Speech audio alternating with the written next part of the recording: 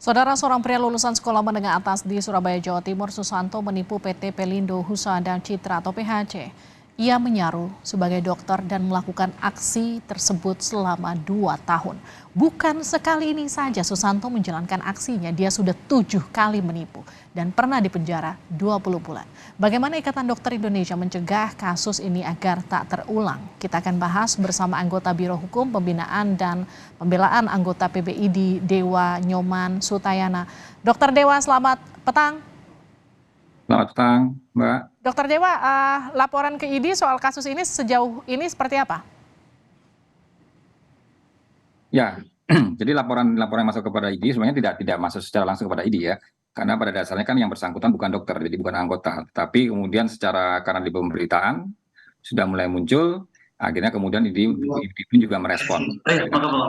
Oke, Dokter Dewa, kalau kita lihat kan pelaku bisa kemudian menduplikasi sertifikat, mengganti nama sampai foto, dan kemudian menjadikan ini pekerjaan.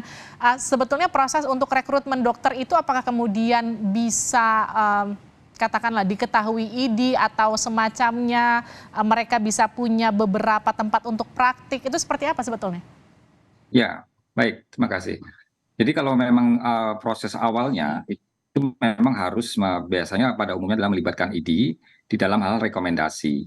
Ya, jadi setiap dokter yang mau berpraktek itu biasanya mendapatkan rekomendasi, kemudian dari rekomendasi itulah sebenarnya proses kredensial yang pertama. Dari proses kredensial itu akan diverifikasi terkait dengan ijazah-ijazah, kemudian track recordnya seperti apa, pendidikan, background pendidikannya dan lain sebagainya. Itu biasanya memang di tingkat dari ID. Nah, kemudian setelah itu berlanjut ke tingkat di rumah sakit yang pada dasarnya itu pada prinsipnya sama, kurang lebih melakukan hal yang kurang lebih sama. Jadi istilahnya semacam double check seperti itu. Artinya apa? Artinya untuk menjadi seorang dokter yang kemudian benar-benar dokter masuk ke rumah sakit itu memang melalui tahapan-tahapan yang berlapis seperti itu. Lazimnya rumah sakit juga berkoordinasi dengan ID dalam merekrut dokter atau seperti apa?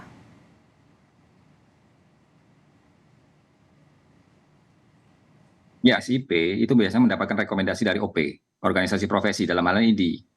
Ya, di dalam proses rekomendasinya itu juga akan dikredensial seperti itu. Jadi Oke. kalau misalnya proses kredensial ini berkurang, apa tidak dilakukan, nah potensi-potensi seperti itu akan lebih besar terjadinya potensi-potensi seperti ini. Baik. Tapi yang jelas begini, yang perlu saya sampaikan bahwa pelaku ini itu pada dasarnya bukan dokter, sehingga namanya pun tidak mungkin ada di dalam database ID, karena Oke. bukan anggota ID, begitu. Betul, tapi yang kemudian jadi pertanyaan besar kan bagaimana kemudian proses cek recek rumah sakit, bagaimana kemudian mereka bisa memverifikasi dokternya satu persatu sehingga kemudian tidak terjadi kasus serupa karena kan membahayakan pasien tentu ke depannya. Apa yang kemudian bisa dilakukan dari pasca kejadian ini, Dokter Dewa? Ya, sebaiknya sih memang ada koordinasi ya antara dari perusahaan dengan organisasi profesi dalam hal ini ID. Jadi bisa bentuk verifikasinya sebenarnya cukup mudah. Salah satunya adalah dengan mencari di database. Database dari ID sendiri kan ada tuh, tinggal bisa diakses atau melalui konsil kedokteran. Jadi melalui website itu tinggal dicari namanya, ada nggak di dalam keanggotaan ID, atau misalnya apakah dia seorang dokter apa bukan, terregistrasi apa tidak, itu bisa dicek di situsnya Konsil Kedokteran Indonesia. Nah, itu adalah proses-proses verifikasi yang sebenarnya cukup simpel gitu.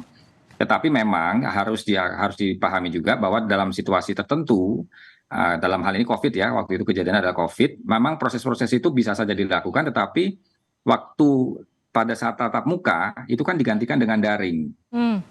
Nah, ini menurut saya adalah suatu celah. Padahal sebenarnya secara sistem baik dalam organisasi profesi maupun di rumah sakit itu sangat ketat.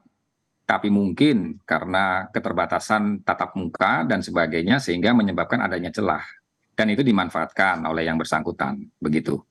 Oke, kalau terjadi kasus seperti ini, Dokter Dewa, apakah kemudian ID bisa menelusuri korban-korban atau mantan pasien untuk mengecek apakah ada tindakan malpraktik dari yang bersangkutan? Ini masuk ke dalam wewenang ID nggak ya?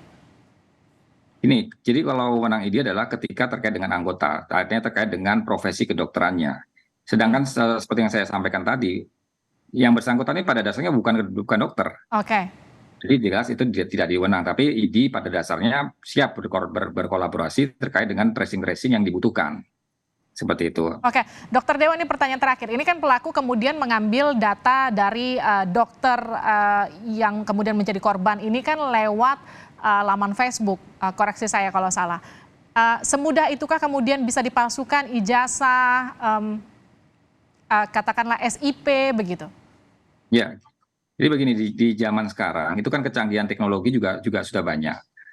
File-file itu kan tidak lagi harus di dalam bentuk kertas atau konvensional berkas gitu ya. Artinya bisa di scanning dalam bentuk scan. Nah, dalam teknologi yang sekarang kan mengubah, mengedit dan sebagainya kan sangat-sangat dimungkinkan. Sehingga tetap saja, makanya tadi saya bilang adanya celah itu memang karena proses-proses itu dilakukan secara daring dan pengiriman filenya secara elektronik. Oke.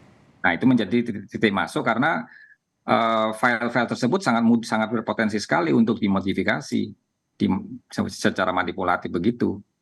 Baik. Terima kasih Dokter Dewa telah bergabung bersama kami di Sapa Indonesia Malam. Ya,